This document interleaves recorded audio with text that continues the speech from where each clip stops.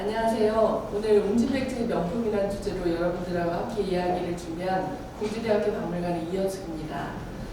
일반적으로 명품이라고 하면 우리가 유물에다가 많은 이름으로 명품이라는 단어를 넣진 않습니다. 하지만 어제 뉴스를 보셨던 분들은 아시겠지만 최근에 세안도, 추사의 세안도를 국립중앙박물관에 어떤 조건 없이 기증하신 분이 있습니다. 세안도를 아는 사람들은 그 세안도가 얼마나 우리 역사상에서 사랑받고 있는 중요한 인물인지 알고 있는데, 그런 중요한 인물을 이렇게 기증할 수 있는 그 사람의 마음도 명품인 것처럼 명품이라는 범위는 상당히 넓은 것 같습니다. 그래서 오늘 제가 웅진백제의 명품이라는 주제에서는 우리 공주 무령왕릉에서 출토된 유물 중에 여러분들께서 꼭 한 번쯤은 생각하고 알아봤으면 좋겠는 그런 유물을 중심으로 이렇게 강의를 준비했습니다. 일반적으로 공주에는 여러 가지 그 역사적인 명품으로 볼 수 있는 역사적 사건들이 있습니다. 첫 번째가 이제 물론 여러분 다 아시다시피 석장리 구석기 유적이 발굴조사되어서 구석기 유적이 있지만, 또 다음에는 역사적 기록에서 주목할 수 있는 게 공주 성산림궁과 공주 공산성에서 알 수 있듯이 웅진백제, 백제가 웅진으로 천도해서 두 번째 도읍지를 이루면서 이뤄낸 역사 유적들이 있습니다. 그 역사 유적들은 대체적으로 우리가 충분히 이것이 어떤 누구의 무덤이고 어느 시기에 만들어진 건지를 정확히 알 수 있어서 어느 삼국, 고대 삼국의 어느 유적보다도 좀 더 구체성을 보이는 그런 내용들이라고 할 수 있습니다. 오늘 제가 말씀드릴 게 이제 무령왕릉, 이제 옛날에 발굴조사됐던 모습인데, 무령왕릉에서 출토된 유물을 중심으로 명품이 무엇이고 웅진백제의 어떤 대표적인 명품으로 볼 수 있는 것들이 뭔지, 그리고 그 명품이 우리 사회에서 어떤 역사적 기반에 근거해서 어떻게 재탄생될 수 있는지에 대해서 그 중심으로 말씀드리고자 합니다. 여기 보시다시피 일반적으로 명품, 문화재, 유물, 문화유산, 이렇게 우리는 다양한 언어로 문화재를 이야기하고 있습니다. 그 중에 일반적으로 우리가 말하고 있는 문화재, 여기 가장 쉽게 알 수 있는 문화재 보호법이 정하는 유형, 그리고 형태가 있는 것, 무형, 그리고 형태가 없는 것, 그 다음에 민속, 삶의 과정에서 만들어진 문화재, 그리고 인간 문화재, 그 다음에 기념물이나 건조물, 이런 것들을 우리가 일반적으로 문화재라고 합니다. 그리고 반대로 이제 이렇게 대체적으로 문화재라고 할 때는 사실 움직이지 않는 것들을 말하는 경우가 많은데, 사실 움직이는 것도 문화재에 들어가긴 합니다. 그리고 또 하나 유물이라는 단어를 씁니다. 유물은 앞선 세대 인류가 후세에 남긴 모든 물건들, 이런 것들을 이제 유물이라는, 이렇게 움직일 수 있는 이런 것들이 이제 주로 유물이라는 단어로 많이 사용이 되는데, 그거 말고 우리가 최근에 그 백제 역사유적지구나 이런 데가 세계유산으로 등재되면서 우리가 문화재, 유물과 같은 어떤 재화적 가치만 얘기하는 것이 아니라 최근에 문화유산, 명품, 이런 식의 어떤 단어도 문화재에 이제 사용하고 있습니다. 특히 문화유산이라는 건 좀 더 광범위하게 선조들이 남긴 가치 있는 어떤 물질적인, 정신적인 모든 전통을 아우를 수 있는 그런 것들입니다. 근데 제가 오늘 왜 명품이라는 단어를 선택해가지고 왔냐면, 명품은 사실 우리가 아는 듯이 세계적으로 유명한 고가의 물건들, 이런 것들을 명품이라고, 이제 그런 고가의 상품들을 명품이라고 반열해서 이야기하고 있습니다. 하지만 명품이라는 단어를 구체적으로 따지고 들어가면 뛰어나거나 이름이 난 물건, 아니면 품질이 좋거나 역사와 전통이 있거나, 아니면 그 브랜드 자체의 정체성이 있는 것들을 명품이라고 합니다. 그리고 또 개인적으로는 희소성과 가치가 높아서 상대적인 만족감을 느낄 수 있는 것들, 이런 것들도 명품이라고 합니다. 그럼 웅진백제를 빛내고 웅진백제의 역사를 좀 구체화시킬 수 있는 명품이 우리한테 무엇일까? 이제 그런 것들을 이제 생각해봤을 때 우리는 이제 무령왕릉을 주목할 수 있습니다. 그 무령왕릉은 웅진으로 백제가 천도했을 때의 역사 속에서 한번 찾아볼 수 있습니다. 여러분들 다 아시다시피 공주가 475년에 웅진으로 천도를 해가지고 상독사기의 기록이 있습니다. 이 기록을 통해서 웅진이, 공주라는 지역이 백제의 두 번째 왕도가 되었고, 이곳에 이제 보도로서 다양한 역사 유적이 만들어지고 있구나, 이런 것들을 이제 우리가 알게 되는데, 공주에 있었던 왕들을 한번 살펴보면 22대 문주왕부터 26대 성왕까지 5분의 왕이 계셨습니다. 이 5분의 왕 중에 문주왕이라는 왕은 이제 한성이 고구려에 함락됐을 때 웅진으로 천도를 행한 그런 왕이어서 상당히 어렵고 힘든 상황에서 천도를 하는 왕이고요. 여기 3근왕은 문주왕이 살해당하고 나서 13살의 왕이 되어서 아주 짧은 기간 왕위에 올랐다가 또 돌아가시는. 반대로 이제 세 번째 왕인 동성왕은 왕이 돼서 담력이 뛰어나고 활을 잘 쏘았다는 기록에서 알 수 있듯이 왕권을 강화하는 노력을 했던 왕입니다. 하지만 이 왕들의 실체를 우리는 기록에서는 확인할 수 있지만 물건으로 구체적으로 확인할 수 있는 기록이 없다는 게 한계죠. 하지만 네 번째 왕, 25대 무령왕은 501년부터 523년까지 왕에 올랐던 무령왕은 송산리고 흥군에 대한 발굴조사를 통해서 무령왕릉이 확인됨으로써 백제 25대 무령왕의 존재를 구체적으로 확인시켜준 고고학 자료가 발굴됨으로써 역사의 기록과 고고학의 기록이 정확하게 맞아떨어지는 그런 아주 짜릿한 역사적 경험을 주는 왕입니다. 그래서 오늘 얘기하려고 하는 것도 이 25대 무령왕이 릉에서 발굴조사된 유물 중에 명품으로 볼 수 있는 것을 무령합니다. 그리고 뭐 아시다시피 성왕은 무령왕의 아들로 26대 왕인데 제2기간 중에 사비로 천도를 단행하는 이런 왕이 됩니다. 많이 보셨을 겁니다. 무령왕릉의 발굴과 관계된 어떤 드라마틱한 역사 이야기를 많이 들으시고 어디선가 많이 보셨을 텐데, 무령왕릉은 이미 일제강점기 때 일본인들에 의해서 많이 발굴조사가 되었던 그 송산리 고문군 안에 있었습니다. 하지만 1930년대 아주 집중적으로 일본인에 의해서 발굴조사되고 있는 과정에서도 일본인의 손을 타지 않고 나중에 우리 한국 사람들에 의해서 1971년에 발굴조사가 된 아주 중요한 유적입니다. 물론 여기 기록에 보시면 이거는 일본의 가르베지온이라는 사람이 이제 연구를 해서 그려놓은 겁니다. 송산리의 오우랑 육후분이 발굴조사가 되었고 뒤에 이렇게 구름 같은 무령왕릉의 본분이 보이는데 이 본분을 현무의 산이라고 썼습니다. 그러니까 육호의 뒤에 있는 이제 현무름 북쪽에다가 이렇게 일부러 구름을 만든 형태로 이해를 한 거죠.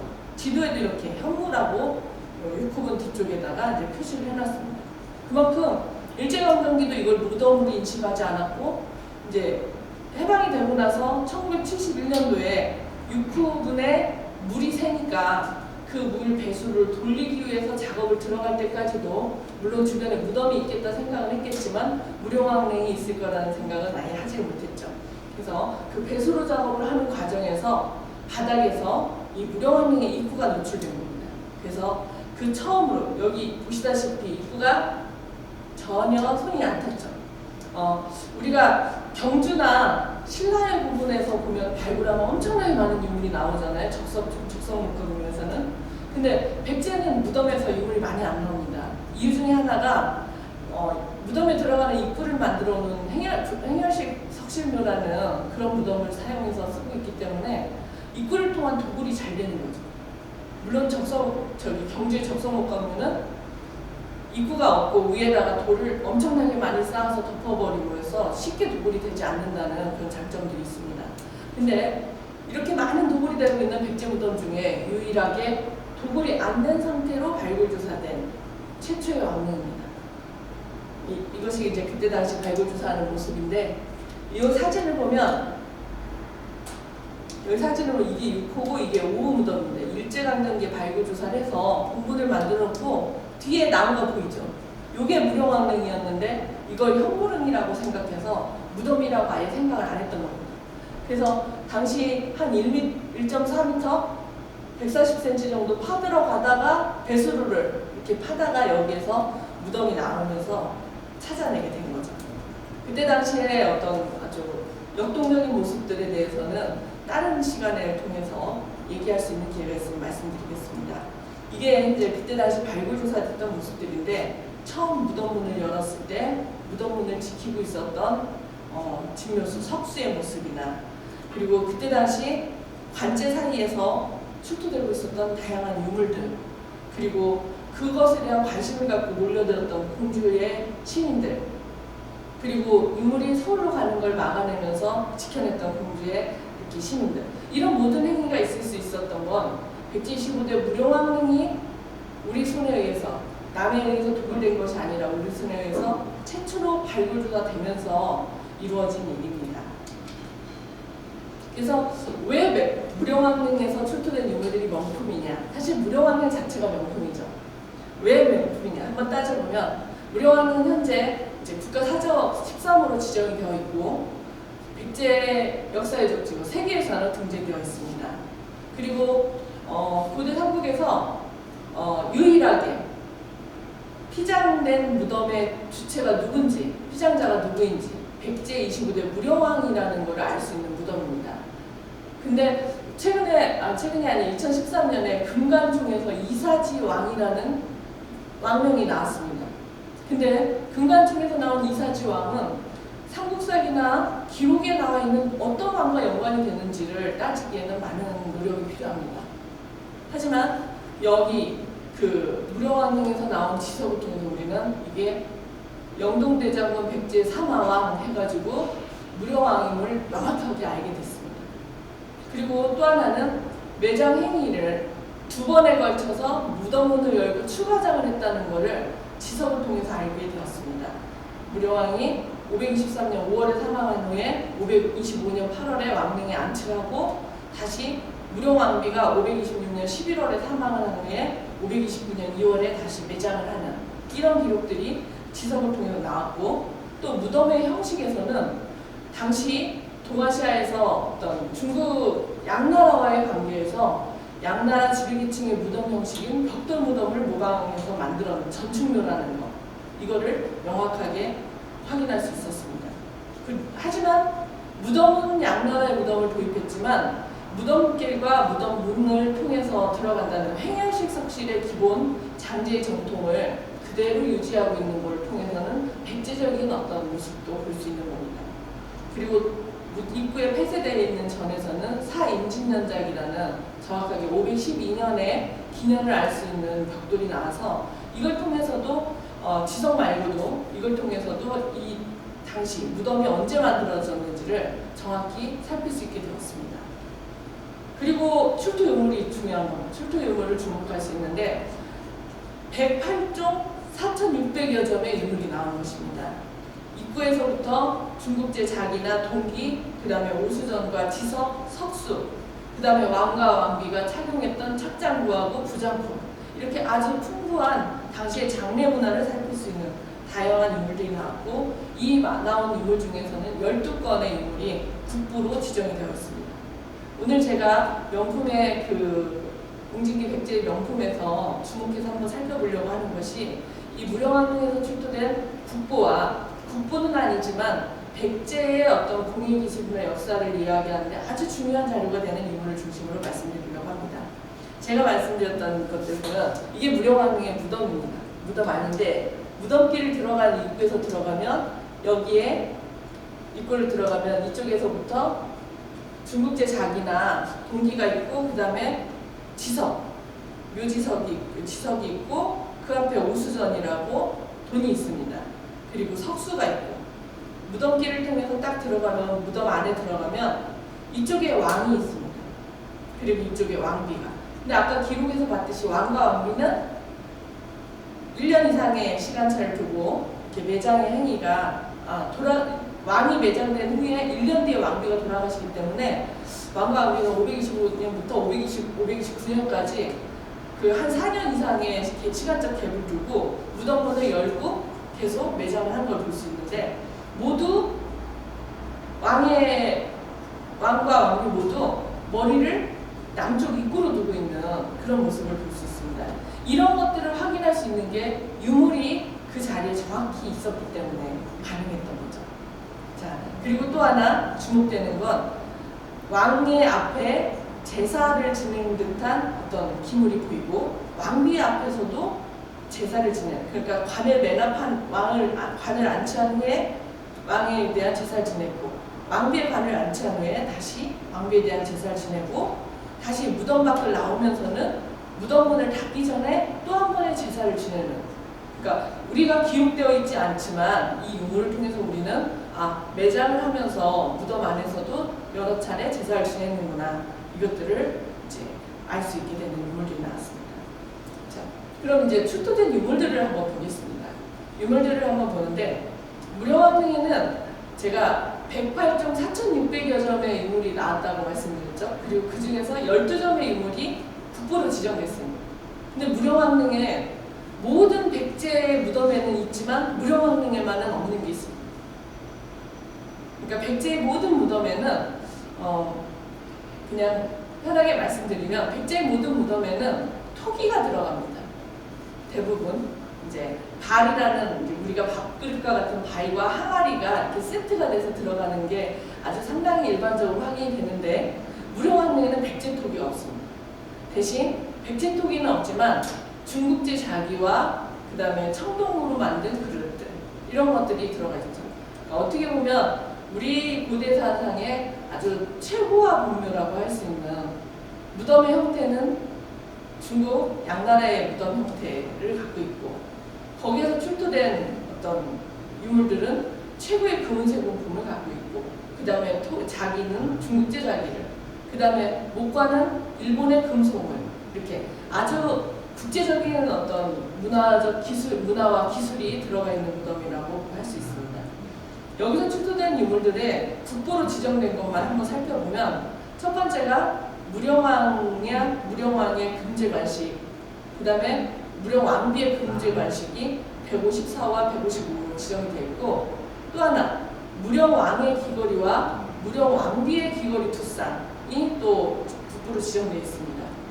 그리고 무령왕비의 목걸이도, 금목걸이도 국보로 지정되어 있고, 또 하나 이 금제 뒷꽂이로 볼 수 있는 금판으로 만든 이 금제 뒷꽂이, 그리고 무령왕비의 팔찌, 이런 것들이 있습니다. 제가 여기서는 대략적으로 말씀드리고 뒤에서 좀 더 구체적으로 말씀을 드리겠습니다.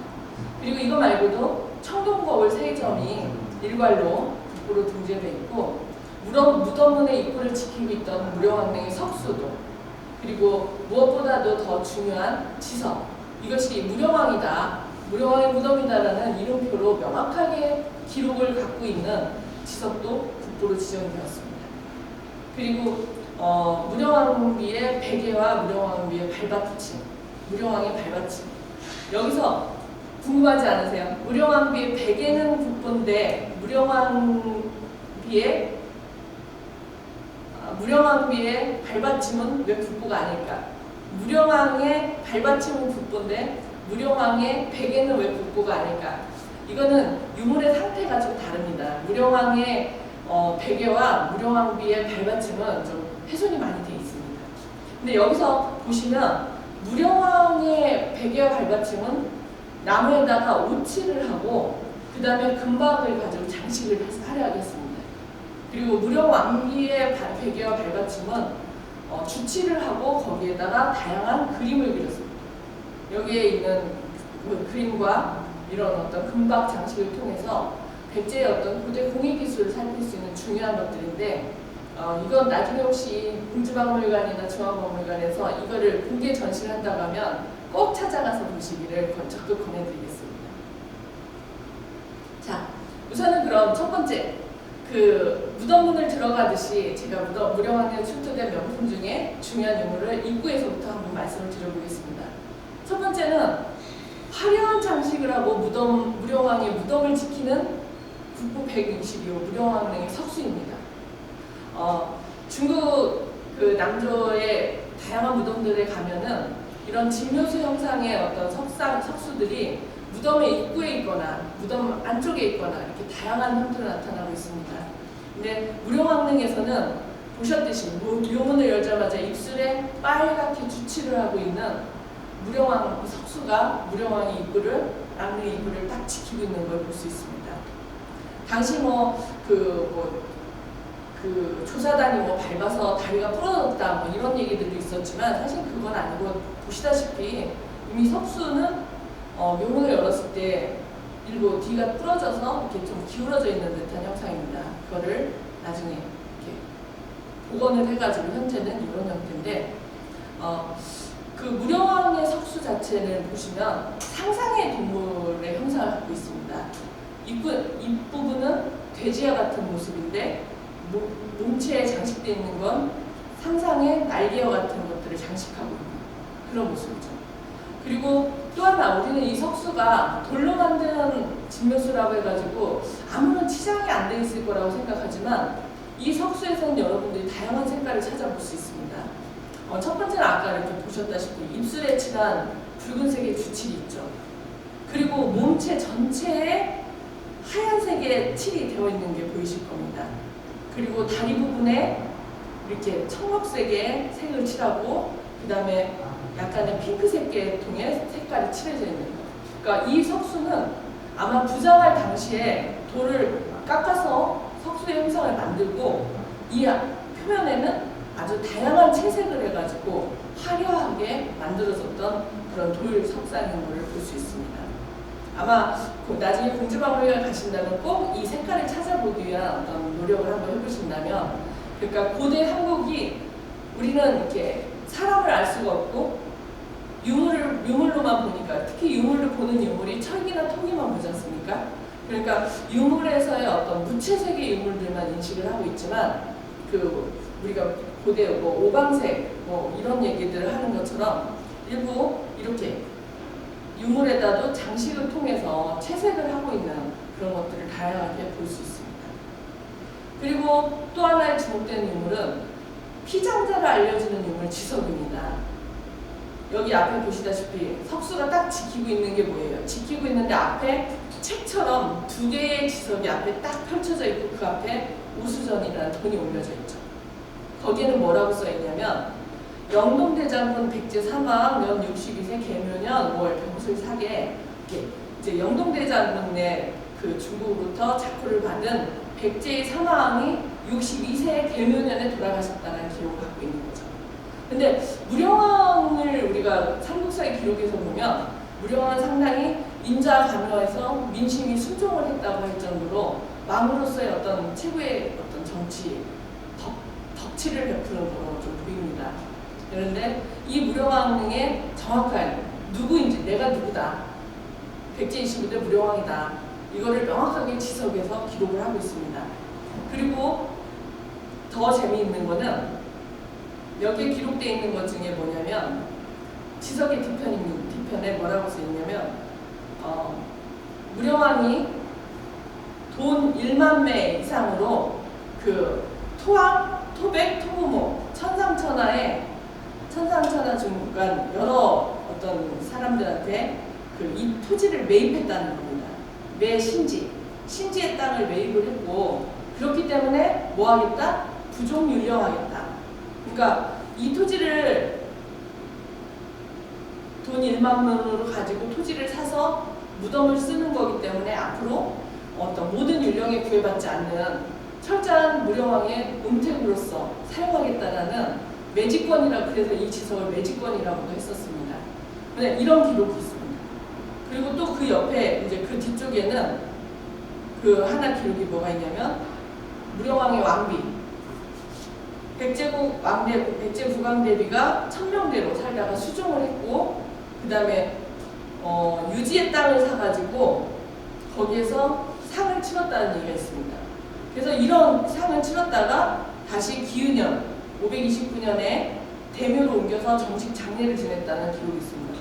이거 가지고 우리는 일반적으로 백제가 빈장을 했구나. 이 빈장이 뭐냐면 일반적으로 무덤을 쓸 때는 왕이 승하하시거나 그러면 어떤 가능하면 짧은 시간을 모시고 있다가 무덤에다가 매장을 하는 행위가 있습니다. 그리고서 우리가 3년상이라는 말이 있듯이 3년상은 매장을 한 이후에 상복을 입고 3년을 지내는 거거든요. 근데 여기 기록에 보면 왕비가 천명대 살다 돌아가셨는데 정서방의 3년상을 마치고 기유년에 다시 대묘로 옮겨서 장례를 다시 지냈다고 얘기하는 걸 봐서는 직접적으로 돌아가시자마자 매장을 하는 게 아니라 정말 27개월 동안 빈에 모셔서 빈장을 치렀다는 것을 기록에서 알 수 있는 겁니다. 그래서 우리가 삼국사기나 이렇게 문헌에 남아있지 않은 어떤 백제의 장례 과정을 이 유물을 통해서 알 수 있는 겁니다. 그래서 이 지석은 무령왕, 고대 삼국에서 유일하게 피장자가 누구인지를 알 수 있는 이름표이자 또 하나는 어떻게 장례를 지냈는지 알 수 있는 당시 사회상을 보여주는 중요한 인물이라고 할 수 있습니다. 우리가 이렇게 유물의 양들은 사실 신라 지역에서 더 많은 인물들이 나옵니다. 뭐 여러분들 아시죠? 천마총. 천마총에서는 화려한 금관과 뭐 다양한 유물들이 나왔는데 그 유물이 천마총인 이유는 누구 무덤인지 모르지만 천마도가 나왔기 때문에 천마총이라고 하죠. 그 다음에 뭐 황남대총. 거기서도 화려한 금관이 나왔지만 누구 무덤인지 모르는 거죠. 물론 뭐 학자들은 누구 무덤이다 이렇게 얘기를 합니다. 하지만 그 정확하게 기록이 없기 때문에 황남동에 있는 큰 무덤이라고 해서 황남대총이라고 합니다. 하지만 무령왕릉은 이것이 무령왕릉이다 라고 말을 할 수 있는 이유 중에 하나가 이 지석입니다. 지석에 정확하게 누구를 어떻게 묻었다라고 기록을 하고 있기 때문입니다. 이것이 웅진백제의 명품의 조건 중에 하나이지 않을까 싶습니다. 그리고 앞에 영동대장군이라는 이제 그 중국으로부터 받은 작호가 있습니다. 뭐 어떤 분들은 이것이 어떤 사대주의냐 뭐냐 이런 얘기를 하지만 당시 그 고대 삼국에서 중국은 문화의 선진지로서 어떤 다양한 문화의 어떤 흐름, 그러니까 무령왕이 일본에 오경박사를 보내주는 것처럼 이렇게 중국으로부터도 다양한 문화를 많이 받아오는데 그때 이제 받은 작품 중에 영동대장군이라는 작품가 있습니다. 이 대장군이라는 건 사실 무사적인 그런 조건을 갖고 있는데 무령왕릉에서는 칼이 나옵니다.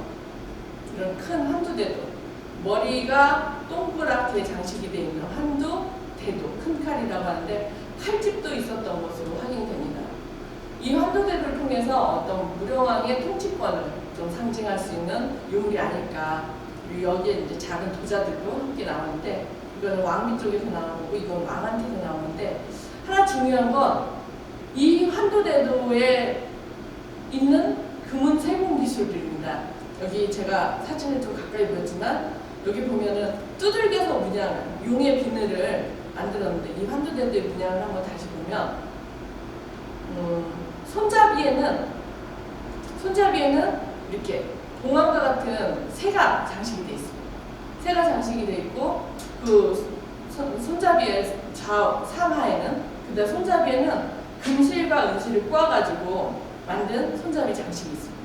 그리고 누금을 통해서 이렇게 장식을 하는 아주 퀄리티가 상당히 높은 금은세공 기술을 보이는 것들이 있는데 여기에 있는 그 문양을 살펴보면 여러분들 왕을 상징할 때는 왕은 무엇으로 표현하나요? 우리나라는 지금 대통령의 뒤에 보면은 봉황 문장이 좀 많이 사용되는 걸 볼 수 있는데 조선시대까지만 해도 왕을 상징하는 거에는 용과 봉황을 상당히 많이 사용하고 있는 걸 볼 수 있습니다. 근데 무령왕릉의 한두대도에도 보면 그 칼의 가운데 용이 있습니다. 용이 있고 용이 또아를 틀듯이 용의 몸체를 이렇게 장식을 하는 그런 것들이 있는데 이것이 무령왕릉에서만 단순히 나오는 것이 아닙니다. 이거는 그 천안의 용원리, 무령왕 웅진을 천도하기 이전에 천안의 용원리라는 지역에 있는 무덤 중에서도 이렇게 이거는 그 대신 용은 아니고 봉황인데 봉황이 장식되어 있는 한두대도가 나옵니다. 백제 중앙에서 하사한 것으로 판단을 하고 있는 겁니다. 아마 한성기부터 이렇게 큰 칼을 이렇게 장식 대도를 갖고 있었던 전통이 있었던 것 같습니다.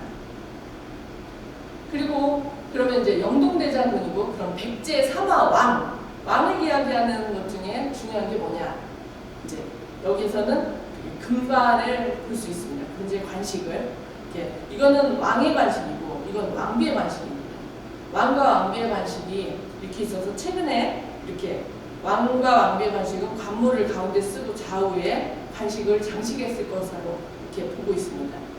이런 금장식이 나왔는데 우리는 이 유물이 그냥 단순하게 금장식이다라고만 하지 않을 수 있는 게 뭐냐면은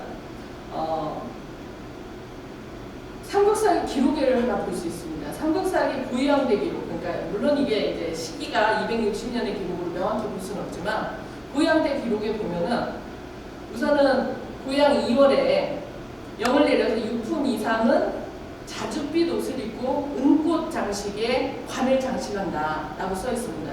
그리고 11품 이상은 붉은 옷을 입고 16품 이상은 푸른 옷을 입게 한다. 관제 규정이 이루어지는 거죠. 물론 이 관제 규정이 한성기에 이루어졌다라고 보기보다는 주로 무령왕대를 전후한 시점에서의 어떤 모습으로 좀 보기도 합니다. 그리고 또 여기 삼국사의 고이양 28년쯤 261년을 보면은 봄 정월 초하룻 날에 왕이 자줏빛으로 된 큰 소매가 달린 도포와 그 다음에 푸른 비단 바지를 입고 금꽃으로 장식한 오라반을 쓰고 그 다음에 흰 가죽띠를 두르고 검은 가죽신을 신고서 남당에서 앉아서 정사를 처리했다. 이때 왕이 금화 간식을 썼다고 이렇게 기록이 되어 있습니다. 그리고 금화로 장식한 오라관.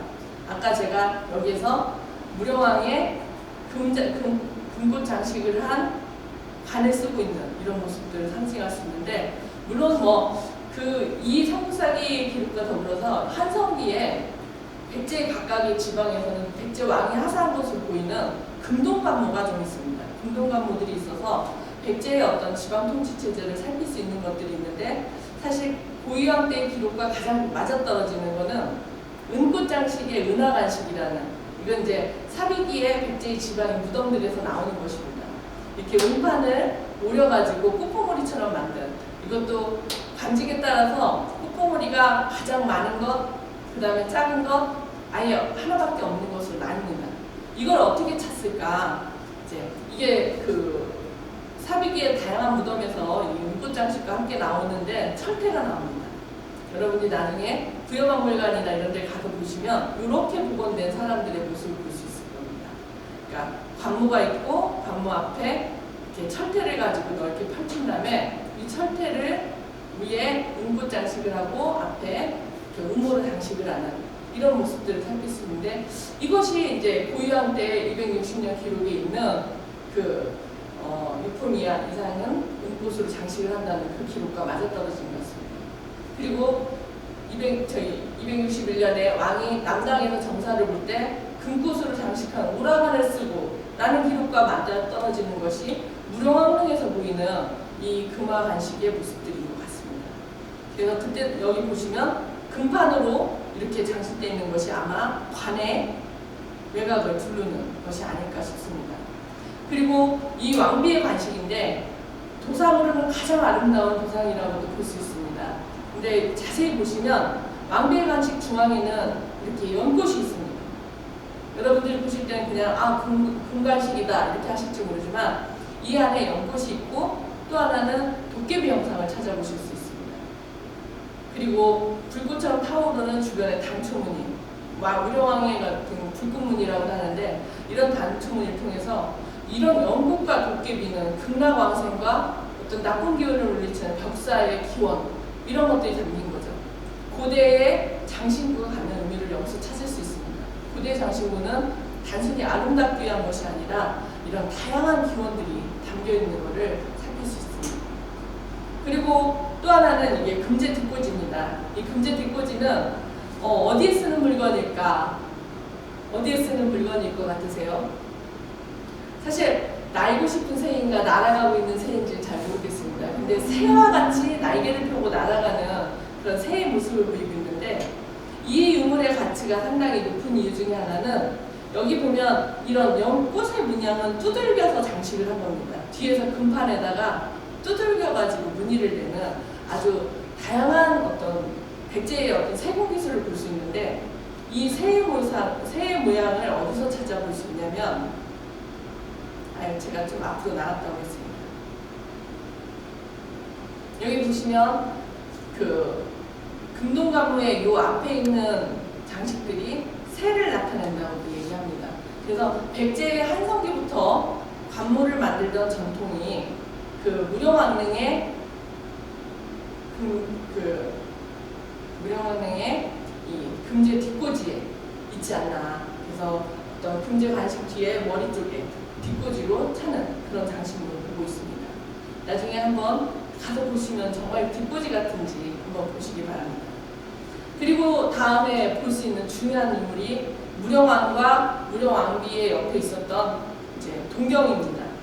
이 동경은 일괄로 국부로 지정이 됐는데 동진대 그 도사 가롱의 포박자에 보면은 동경은 빛나는 거울을 비추어서 신선을 만날 수 있고 인간을 해치는 귀신을 물리칠 수도 있다고 이렇게 생각했던 것 같습니다.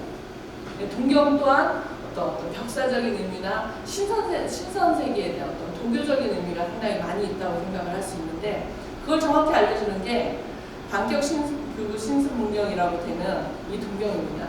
여러분들 혹시 이걸 그냥 동경 푸르딩딩하구나 이렇게만 보셨을지 모르겠지만 여기를 자세히 보시면 여기에 글씨가 이렇게 크게 돌려져 있습니다. 조그맣게.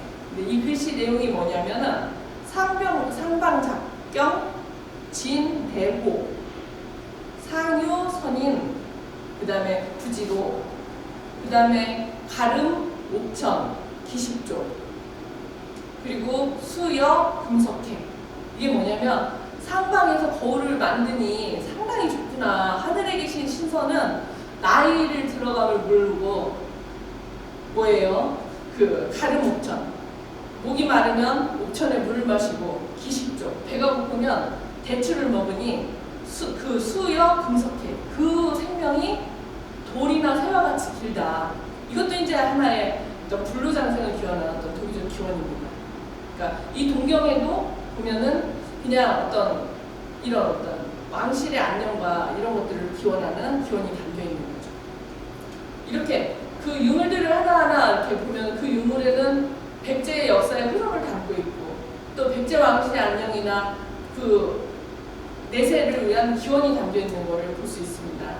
그리고 하지만 여기서 또 하나 중요한 유물이 하나 있습니다. 이 무령왕릉 안에는 무령왕이라는 이름 말고도 또 한 사람의 이름을 알 수 있는 게 있습니다. 백제 왕실의 공인, 장인의 이름입니다. 그게 뭐냐면 무령왕비의 팔찌에 보면 팔찌가 이렇게 여러 가지가 나와 있습니다. 왕비의 팔찌인데 이 팔찌 중에 은으로 만든 이 팔찌에는 다리라는 왕실 장인이 대부인을 위해서 은 230주의로 은 팔찌를 만들었다는 거예요. 근데 그게 경자년이에요. 올해가 경자년이죠. 그러니까 다리라는 장인이 백제 국왕대비를 위해서 은제 팔찌를 만든 지 1500년이 지난 시점이 오늘입니다.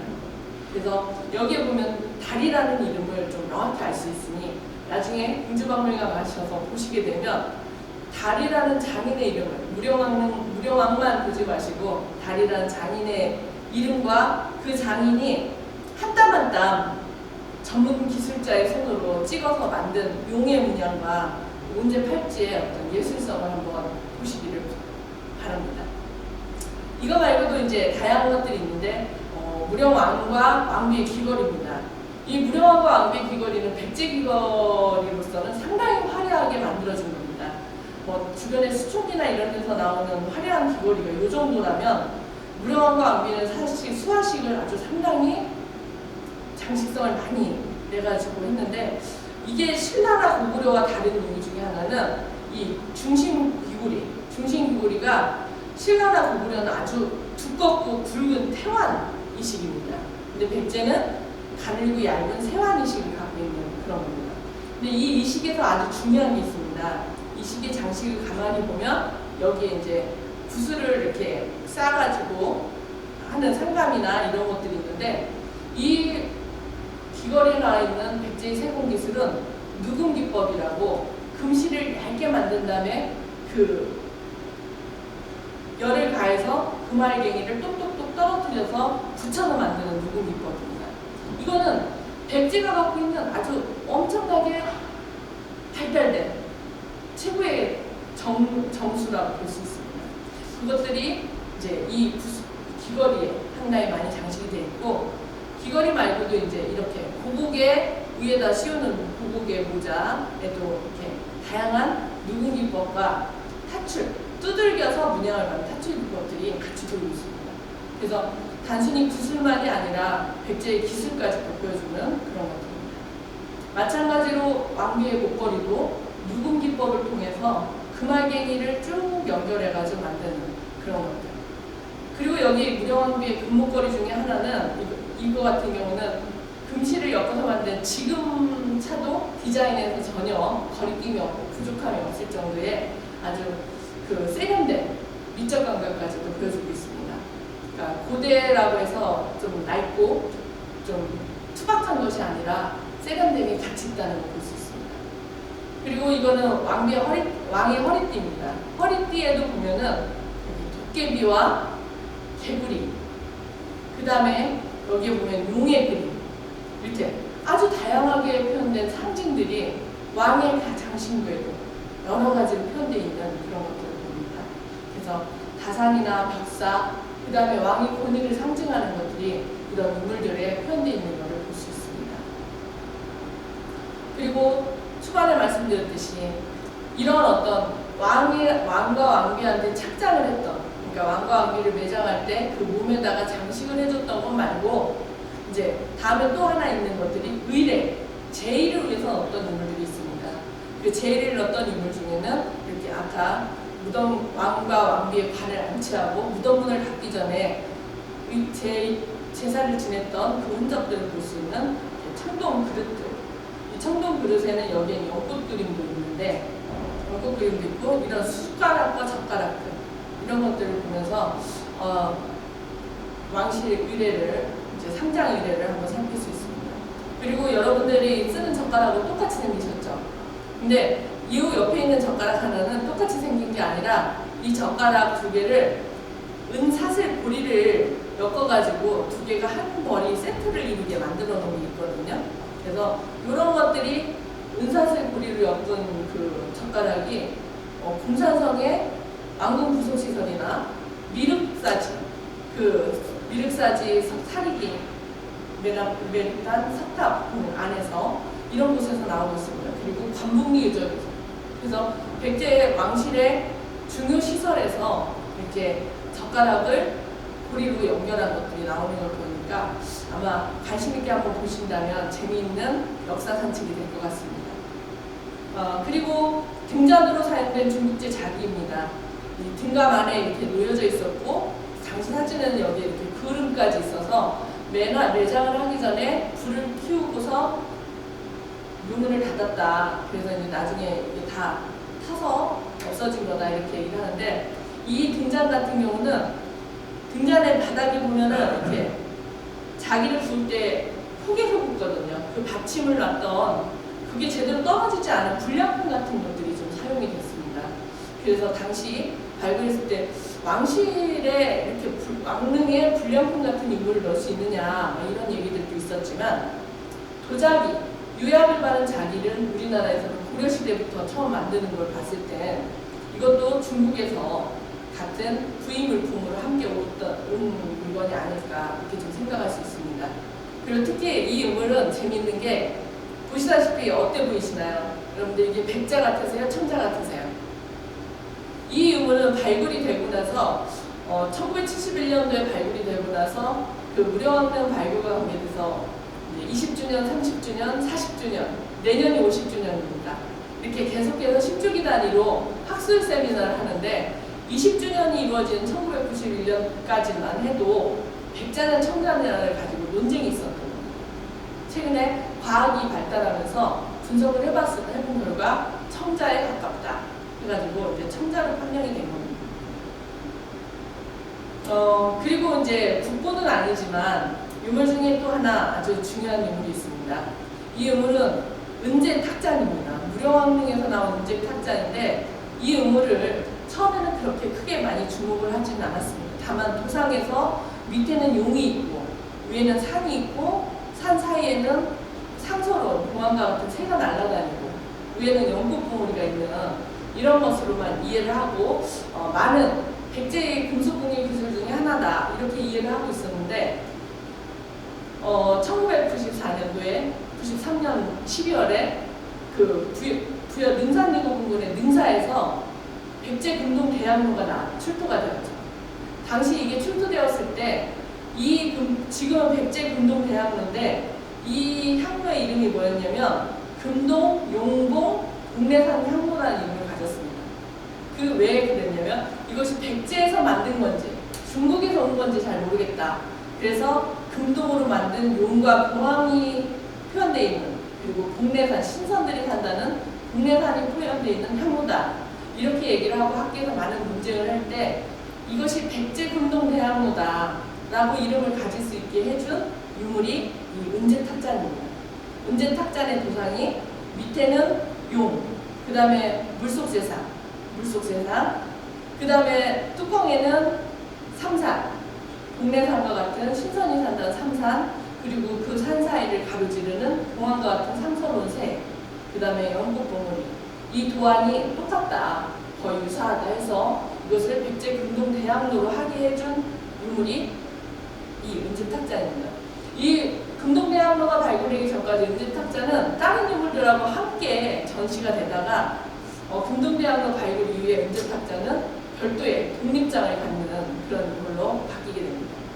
이렇게 다양한 이야기와 어떤 백제의 역사를 품고 있는 유물들이 많이 있습니다.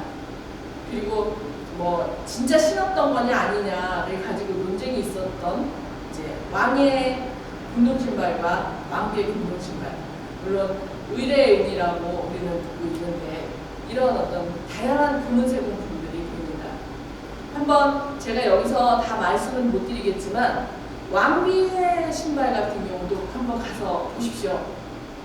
신발의 바깥쪽은 투주를 예쁘게 잘했는데 신발의 안쪽은 투주를 좀 거칠게 하고 마무리한 걸 볼 수 있습니다. 그래서 백제는 필요한 곳에 열정을 쏟고 덜 필요한 곳에 덜 열정을 쏟는 것들이 이런 금은세 공품에서도 좀 보이는 게 있습니다.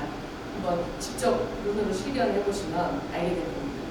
그리고 이거 말고도 그 관제입니다. 현재 이제 무령왕의 관을 복원해서 공주박물관에 전시를 하고 있는데 이 관제는 익산 쌍릉에서 나온 관제도 수종을 분석해봤더니 금속으로 만든 거라고 얘기를 합니다. 근데 무령왕릉에서 나온 이 관제의 수종도 일본에서 생산하는 금속이라고 합니다. 그래서 이 금속을 가지고 일본과 백제의 교류 관계를 살필 수 있는 중요한 유물이 되고 있습니다. 그리고 관에는 다양한 장식인구가 이렇게 관골이나 관못이 잘 박혀 있어서 이걸 통해서 얼마나 장엄하게 매장 장송 의례를 준비하고 진행을 했는지 백제의 어떤 정성과 그 모습을 볼 수 있습니다. 그리고 무령왕릉은 특히 무덤 자체가 전축묘인데 그 전축묘에 사용된 벽돌이 모두 다 문양이 있는 겁니다. 문양이 있는데 이렇게 연꽃이 있는데 여러분들 자세히 보시면 이 연꽃은 하나의 판으로 만든 게 아니라 두 개를 만들어서 합쳤을 때 하나의 연꽃이 되게 하는 겁니다. 상당히 계획적으로 설계를 하고 전을 만들고 한 것이죠. 그리고 이 연꽃은 결국 웅진기 공산성, 왕성에서 보이는 연암문 마당이나 대통사지에서 보이는 연암문 마당과 같은 어떤 연암문 마당의 횡선을 같이 연결하고 있습니다. 기와만 한번 살펴보면 입구를 막았던 임진년차, 그러니까 임진년에 만들었다. 근데 그 임진년은 512년을 가르치는 겁니다. 그래서 어떤 이 전도를 만드는, 아마 글씨로 보면은 그 전도를 만들어서 말르기 전에 긁어서 글을 쓴 건데, 이것처럼 그 만들기 전에 이렇게 글씨 쓴 거로 봐서는 512년이라는 연대가 아주 사실적으로 느껴지는 겁니다. 그리고 무령왕릉에서 나온 전도 중에 일부는 중방, 급사, 그 다음에 대방, 이런 식으로 박대, 이런 식으로 이렇게 명문이 있는 것들이 있습니다. 근데 명문이 있는 것들을 가만히 보면 급사라고 더 있는 전도는 이렇게 방향으로 빤듯한 게 아니라 한쪽이 이렇게 마름모꼴로 있어서 천장 부분을 곡선을 만들 때 쓰는 기와, 그 다음에 대방이라고 써 있는 거는 평평한 곳에 수직으로 쌓는 것, 이런 식으로 그 기와마다 쓰임새에 따라서 글씨가 또 다양하게 쓰여져 있고 문양은 또 이렇게 조합이 되는 이런 다양한 것들을 볼 수 있습니다. 그러니까 무령왕릉이라는 무덤 하나를 만들기 위해서 무덤의 형태부터 중국 양나라의 무덤 양식을 받아들였지만 그거의 기와를 전도를 붓는 과정, 그 다음에 거기에 매장되는 유물들을 넣으면서 거기에 기원을 함께 담는 이 모든 과정들이 백제의 사상과 열정이 함께 담겨 있음을 볼 수 있습니다. 참고로 최근에는 명품의 재탄생이라는 시각으로 이 유물들을 한번 다시 볼 수 있습니다. 단순히 무령왕릉에서 나온 이 유물들이 역사만 이야기하고 있지 않습니다. 선조들의 지혜를 통해서 우리가 현재에 재구현할 수 있는 다양한 디자인이나 이야기거리를 만들어주고 있는데 이 무령왕비의 반식에서 나오는 다양한 문양만 뽑았을 때 이렇게 다양한 문양들이 나옵니다. 이를 통해서 이렇게 보시다시피 이런 도안을 재탄생함으로써 백제의 문양에 기초한 다양한 도안을 만들어서 그것을 새로운 어떤 직물 산업이나 공주회 같은 경우는 뭐 자카드 산업이라고 직조 전통이 좀 있는데 직물 산업이나 또 하나는 어떤 사회교육이나 아니면 미술 이런 쪽에 그리고 또 주얼리 디자인 익산에 보석박물관 있죠. 이런 것처럼 이런 주얼리 디자인에도 그 백제 무령왕릉이나 아니면 백제 유물에 있는 다양한 유물의 디자인과 도안을 빼서 다시 명품을 재탄생시킬 수 있는 다양한 기회들이 있습니다. 여기에 보이는 이 모든 도안들은 무령왕릉에서 나온 도안을 가지고 다시 재구성을 한 것들입니다. 무령왕비의 베개에서 뽑아낸 거나 그 다음에 뒷꽂이, 금제 뒷꽂이에서 뽑은 거, 한두대도에서 문양을 뽑아낸 거, 그 다음에 뭐 이런 은제 탁잔에서 뽑아내는 거, 뭐 이런 것들 다양한 문양 패턴을 재구성할 수 있다는 거. 그래서 공주나 백제 쪽에서 이런 것들을 통해서 다양한 문양을 가지고 옷에 반영을 한다거나 뭐 이런 생활용품들을 만드는 그런 명품의 재탄생을 위한 노력들이 이루어지고 있습니다. 아마 여러분들이 그냥 단순히 유물만으로 본다면 무령왕릉에서 나온 단순한 유물이겠지만 제가 오늘 말씀드린 것처럼 그 무령왕릉에서 나온 유물들은 사실 왕릉 자체는 중국 남조 양나라 지배계층의 무덤 형식을 가지고 왔고 그 안에 들어가 있는 유물들은 그 일본의 금송이 들어가 있고 또 하나 중국의 도자기나 아니면 중국의 그 지석과 석수를 세우는 전통을 반영을 해서 나온 것입니다. 어떻게 보면은 가장 최호화문명, 동아시아의 어떤 모든 문화를 직접 시켜서 만든 호화문명이라고 할 수 있습니다. 고대에서 호화문명이라는 개념은 단순히 장식과 치장의 내용이 아닙니다. 그거는 그 국가의 어떤 정치적 역량을 나타낸다고 할 수 있습니다.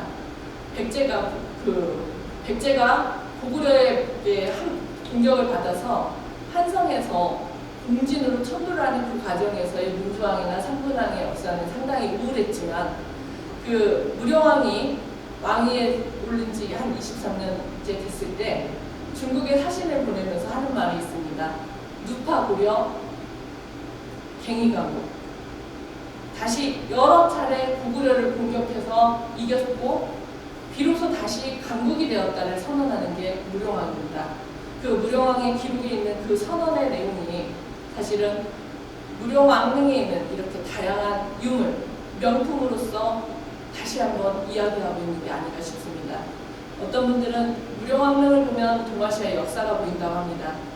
세계유산으로 등재된 이유 자체도 단순히 한국적인 역사만을 가지고 있는 것이 아니라 함께 살아가고 있는 동아시아 세계 속에서 그 무령왕의 어떤 입지, 무령왕이 이루어낸 백제의 입지를 무령왕에서 출토된 유물과 이런 것들을 통해서 확인할 수 있고 또 거기에 기록되어 있는 것, 유일하게 피장자가 누구다, 무령왕이다 라는 기록과 그 금은세공법을 만든 많은 공인 중에 달이라는 장인이 있었다는 것을 알 수 있는 그 명문이 있는 은제팔찌나 그 다음에 가름 기식조나 가름 옥천 기식조 이렇게 뭔가 오래된 어떤 불로장생의 꿈을 꿨던 고대 사람들의 어떤 기원이 담긴 도교적인 어떤 동경이나 이런 유물들을 통해서 우리는 기록에서 남겨지지 않은 백제 사람들의 삶과 생각, 사상을 좀 볼 수 있지 않을까 싶습니다. 그래서 마지막으로 드릴 수 있는 말은 옛날에 그 이효리가 삼성 그 핸드폰을 선전하면서 그때 나왔던 문구가 하나 저는 항상 가슴에 담는데 See the unseen, 보이지 않는 것을 보는, 그러니까 문화 유물을 통해서 우리가 보이지 않는 고대 사람들의 어떤 삶과 사상을 보고 그 속에서 우리가 명품의 재탄생을 한다면 정말 그때 그 보는 유물들은 우리한테서는 단순히 유물이 아니라 우리 삶과 함께 가는 중요한 유물이 될 수 있지 않을까 싶습니다. 경청해 주셔서 감사합니다.